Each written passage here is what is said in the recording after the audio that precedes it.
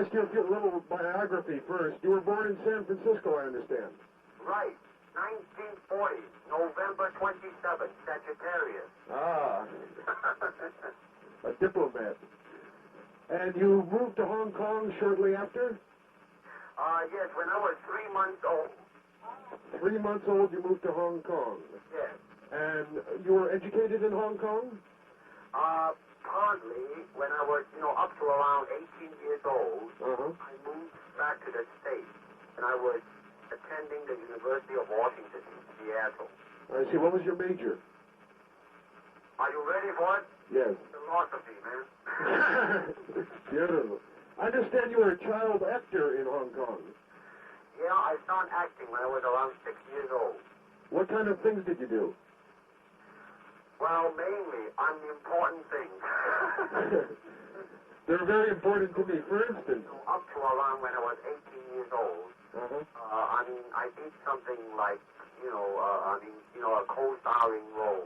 Other than that, it's kind of like, not that important. Were you in things with your father?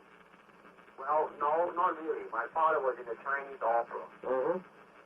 A completely different thing, and I never did like that, Yeah. I'd rather like, to watch the Lone Ranger, I understand your father was fairly famous in the Chinese opera. Yes, he was. Is he still alive? Oh, he passed away in 1965. What was his name? Lee, L-E-E, and then H-O-I, C-H-U-E-N, no, wait a minute, C-H-U-E-N, that's right, Chuan. I see. How many languages do you speak? Well, Cantonese, yes, English, and a little bit of Mandarin. I see. And you make your films now in Chinese, I understand. In Mandarin, yes. In Mandarin they're made. Yes. I see. Was your mother in the theater too? No, she isn't. No? No. What is your nationality? What do you feel your nationality is? U.S., of course, because I hold a U.S. passport. I see. And, as soon as I finish with all these, things here, I would like to move, back and, just stay there, You will move back to the U.S.? Yeah. May I ask, what is your height? How tall are you? 5'7.5". 7.5. And your weight? 140. 140? Yeah. And you don't have to answer this if you don't want to. What is your religion? None whatsoever. None. Do you believe in God? To be perfectly frank, I really do not. Okay. Did you ever have any other jobs besides being an actor? Yes. I was teaching martial arts. In the United States? Yes. In San Francisco or Los Angeles? Well, I had 3 schools, one in Oakland, one in Seattle, and one in Los Angeles. And then later on, I just closed them, and just taught private lessons. What were they called? My type of martial arts. Well, you're in Jeet Kune Do? Yes, exactly. I see. Is that what the school is called, the Jeet Kune Do school? Well, actually, I do not believe in schools, I don't know whether you have read my Black Belt magazine article. Yes, I have. You have. Well, more and more I believe, here is you have 2 hands and 2 legs. And the thing is how to make good use of yourself, and that's about it. Style kind of restricts you to one way of doing it, and therefore limiting your human capacity, I see. You said in Black Belt that man, the living creature, the creating individual, is always more important than any established style. Does this mean that you change your style all the time in karate? I mean this. I mean that man is always in a learning process, whereas style is a concluding, established, solidified something, Yeah. You cannot do that, because you learn every day as you grow on. When did you begin studying the martial arts? At what age? When I started? Yes. 13. 13. Did you study with any famous sensei? Well, I studied under this YIT-MAN. Chinese, it's a Chinese art, you know. That is the name of a man or the name of the art? The name of my instructor. Oh, I see. And what form of the martial arts was that? The style is WINT and then CHUN. Uh-huh. And is that anything, is that a Chinese form of karate? Well, actually, you cannot call it a Chinese form of karate because karate came after the, you know, the Chinese kung fu. I mean, it's Chinese kung fu, actually. Oh, it's kung fu. Yeah. I mean, all these, you know, karate and all these things came after that. I see. Have you ever been married? Are you married? Oh, yeah, definitely. I got 2 kids. You do what you do. How long have you been married? Oh, I've been married now for around 9 years. 9 years. What is your wife's name? Linda. Linda. Is she Chinese or American? She's American. She's American. What are your hobbies? What do you do to relax? What do I do to relax? Yes. Work. and work out and doing the things that I want, like taking movies and things like that. How many hours a week do you spend practicing Jeet Kune Do? Average around 2 hours a day. About 2 hours a day. Yeah. Is there a difference? You said something in the Black Belt article that there's no difference between a Japanese martial artist and a Chinese martial artist who come to Jeet Kune Do. Could you explain? Well, you see, like many people come to an instructor. Most of them, they say, hey man, like, what is the truth? You know, would you hand it over to me? So therefore, one guy would say, now, I'll give you my Japanese way of doing it. And then another guy would say, I'll give you the Chinese way of doing it. To me, that's all baloney, because unless they are men with 3 hands, or they are men with 4 legs, then they are a different way of doing it. But since we only have 2 hands and 2 legs, nationalities don't mean anything. I mean, these, you can say there are different approaches, you know. And we certainly must not limit to one approach. Yes. We must approach it with ourselves, you know. Art is the expression of ourselves. Whereas if you go to a Japanese style, then you are expressing the Japanese style. You are not expressing yourself, you see. You also say that life is a constant process of relating in talking about Jeet Kune Do. Yes. What do you mean by that? Well, you see, because, for instance, when I see a Japanese martial artist, you know, I can see the advantage and I can see the disadvantage. In that sense, I'm relating to them, you see. And I mean, man is living in a relationship. And in relationship, we grow, you see. Yes. But this philosophy that you have, doesn't it go against much of what is taught in martial arts by normal instructors? Well, I guess because, see, most of them, they are so doggone stubborn, you know? Yes. I mean, well, 200 years ago, I am taught like this, therefore, you know? I mean, if you maintain that type of attitude, I mean, you had it. I mean, we will be still back in, I mean, we will never grow because, I mean, learning is discovering things. It's a constant discovering thing. Whereas if we follow the old method, it is a continuous repetition of what is being handed down several hundred years ago. You said that at age 18 in 1940 you returned to the United States. You came back to where, Los Angeles? In where now? 1958, you came back to Los Angeles? 1959, I went to San Francisco first. And then I went up to Seattle. Oh, that's right. Then you went to school. When did you become a professional actor? That's a very funny story. See, because when I went back to the States, I really didn't think, I mean, I said, you know, I mean, here I am with a Chinese. I mean, not prejudice or anything, but really in realistic thinking. How many times in film is a Chinese required? Right. And when it is required, it is always branded as the typical, you know, type, you know what I mean? Right. So I said, hell with it, you know. However, in 1964, 64, in Long Beach, National Karate Tournament. I gave a demonstration. Uh-huh. And at that time, William Dozier was doing the Batman and, and he saw it. So, he signed me up, and I did the Green Hornet, and then I went on and, did that Long Street. Now, how long did the Green Hornet series last? It lasted for one season. That's all. I thought it was longer than that. Yep. And then it went into rerun in the Orient and did much better than it did in this country, did it? Well, in a way, it established me here in Hong Kong. Uh-huh. Yeah. And then in you stayed in the States, did some Long Street episodes, and then... Did you see the one that I taught James Franciscus? No, I didn't see that. I heard about it, though. Chance to, Yeah. When you get a chance to, Uh-huh. ask Paramount to show it to you. All right. Because it's worth seeing, really, because, that one, Sterling Silverphone, Him and I, we sit down and we wrote that thing together, You and James Franciscus?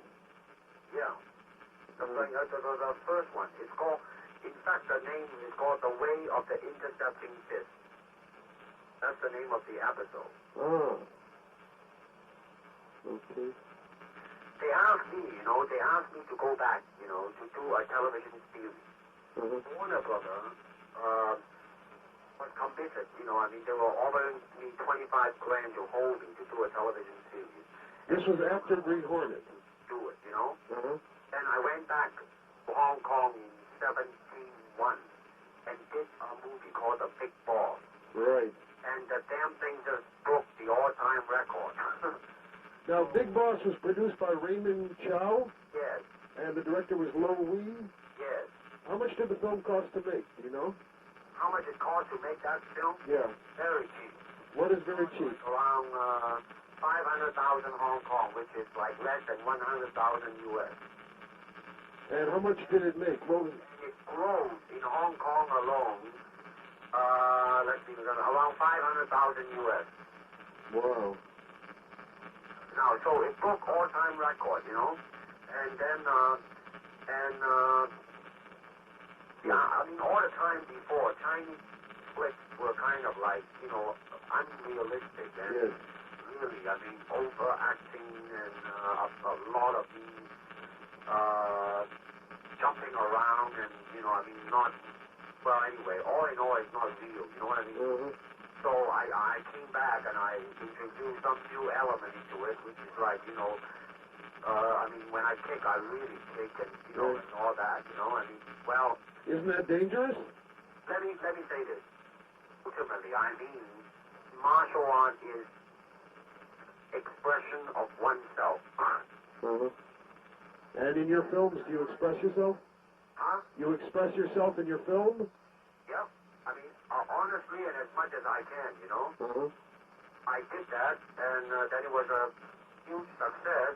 And then the second... Wait, before we leave Big Boss, where was Big Boss filmed? Was that filmed in Hong Kong, too? Oh, it was filmed in Bangkok. And so the next one came out, and it broke the first one by over a million. Ah. Now tell me, was Lo Wee the director on Fist and Fury? Yes. And was Raymond Chow again the producer? Huh? Was Raymond Chow producer of Fist and Fury? Who produced Fist and Fury? Today, we're shooting today on location. Uh-huh. And the picture is called Enter the Dragon. Enter the Dragon. And it's my company that is producing it, and I'm directing it. Uh-huh. And before we leave Fist and Fury, though, how much did Fist and Fury cost to make? The Fury is around 800,000 Hong Kong. Which would be, what is it? Over 100,000. Under 200,000 US. Uh-huh. And how much did that gross altogether? It grows close to $1 million US. 1 million. Hong Kong alone. Now, where else will it play besides Hong Kong?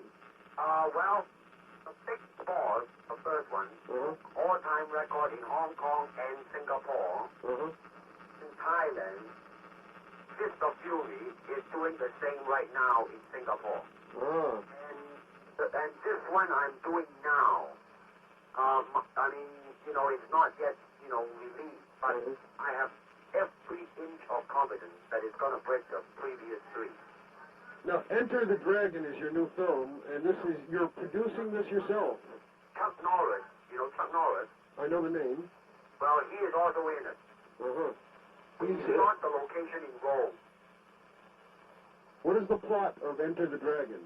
Well, it's really a simple plot of a country boy, you know, going to a place where he cannot speak the language, but somehow he came out on top because he honestly and simply expressed himself by beating the hell out of him.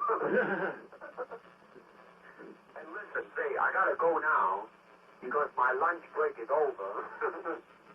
And we have to start shooting. My producer just say that I don't even have time to eat my lunch now. Answer me just a couple quick more. Will your films be dubbed into English? Well, let me say this, that Warner Brother might be co-producing a film with us, and I am planning to do some films strictly in English. And I really have a feeling that it's just a matter of time that it will reach the States.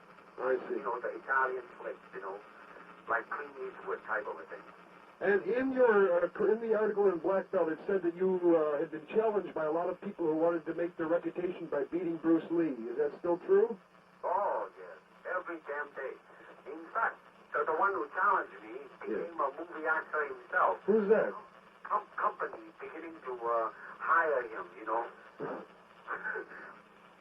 And of course, somebody, you know, he was punched out by somebody after the film. They got into a fight. I mean, people challenge me, right? Right. And they don't like it, so somebody else challenged the guy who challenged me. I mean, it's like that type of a thing. Do you enjoy being an actor?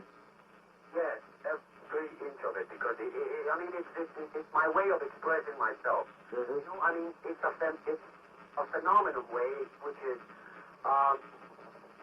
it never happened before. Like whoever, you know, got me to sign a contract with another company, they will be getting, as a middleman, they will get 10 grand US.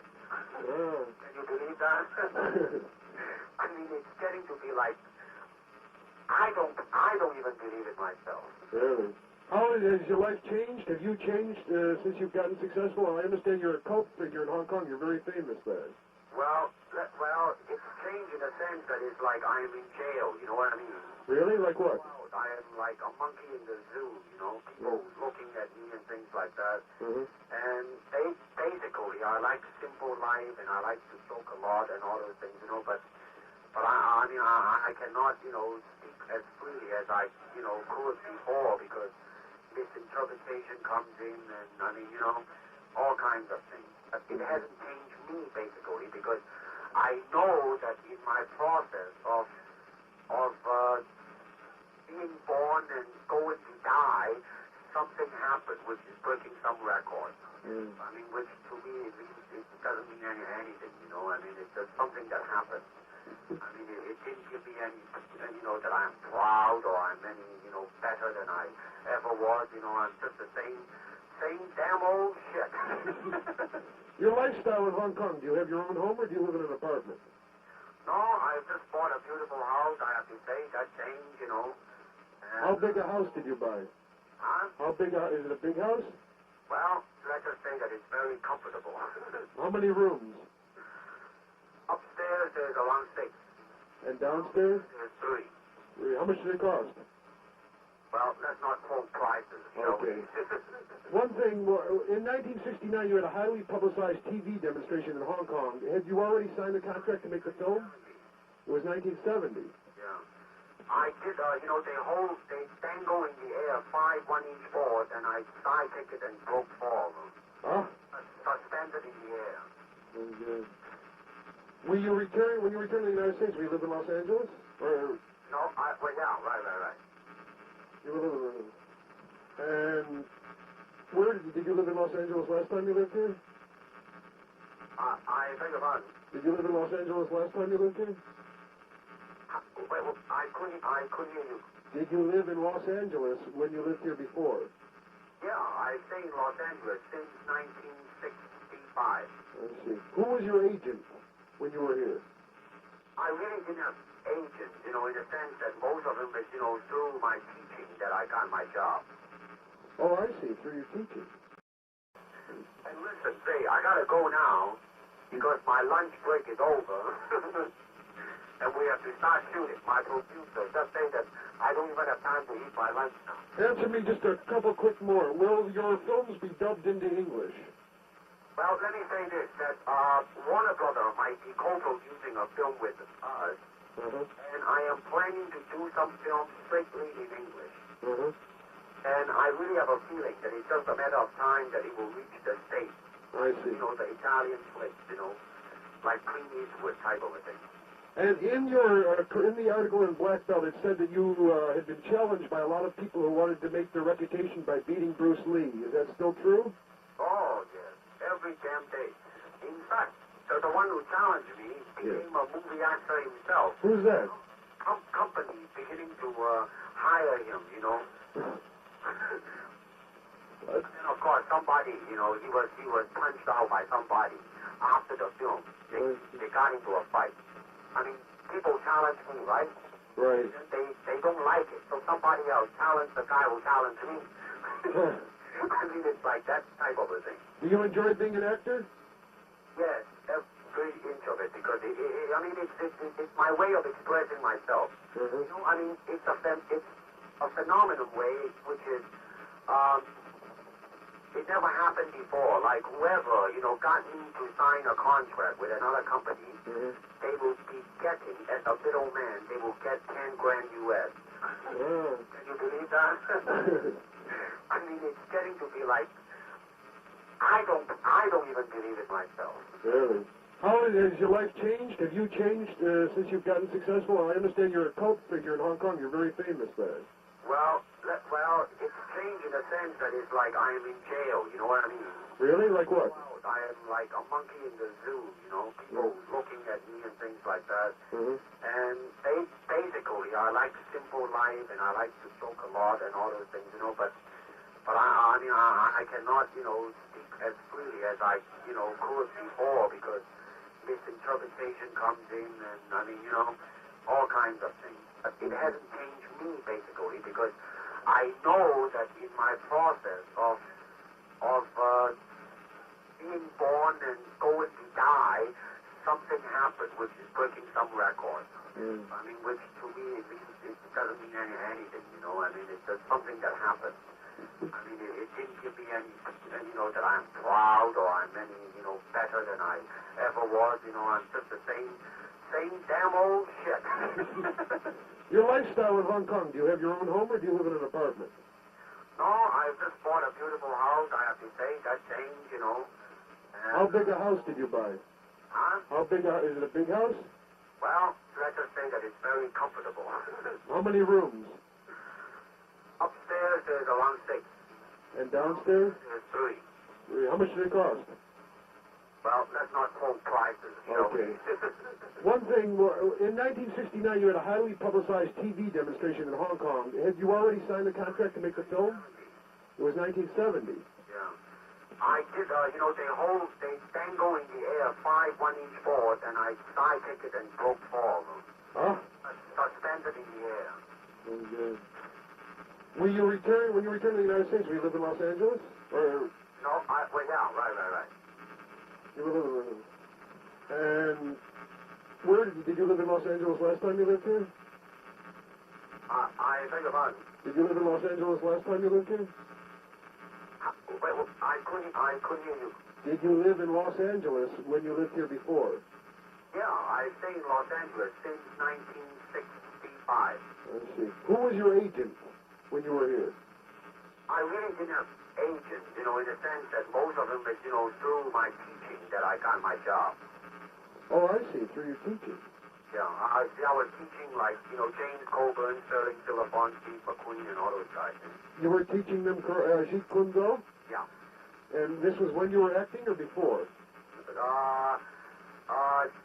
It was during and before. When you were doing the Green Hornet series or before? During the Green Hornet. You were teaching them Jeet Kune Do then. Were they good pupils? Hello, were they good pupils? Well, yeah, they were all right. I mean, you know. Let me see. Do you still do that? Or now you're too busy? Oh, I could because, you know, I have to work every day. In fact, listen, I gotta make it. Okay, on this film you're working on, are you director? My producer is using, so kick the hell out of me right now. In Enter the Dragon, are you the director? Yes, I am the actor star. I'm the actor, the producer, and the whole bit. Did you write it? Yes, I screenplayed it. Are you producer? Yes, And you star in it, I see. yes. Okay, when will that be out? It will be out probably Chinese New Year. When is that? Hey, by the way, Yeah. how did you come to think of writing an article in Esquire? I mean, how? I wrote an article for another magazine about karate and heard about you, and then I mentioned to somebody at Esquire, and they liked the idea, so they said go ahead and talk to him. Hey, hey, listen, when it is out, could you mail me one? Yes, for sure. Do you want me to send it to the Kowloon address? Yeah, you know, send it to the Golden Harvest. Right, right. Is that the name of your production company? Is that your company, Golden Harvest? No, not that one. What is the name of your company? No, you know, for now it will do, you know. What is the name of your company? Concord. Concord, right. Yeah. Hey, when will it be out? I hope probably in the fall. In the fall, huh? Yeah. Okay, man. Very So, good. Thank you for calling. Well, thank you very much. I gotta make it. Okay. And, good luck and all that, okay? Thank you. Goodbye.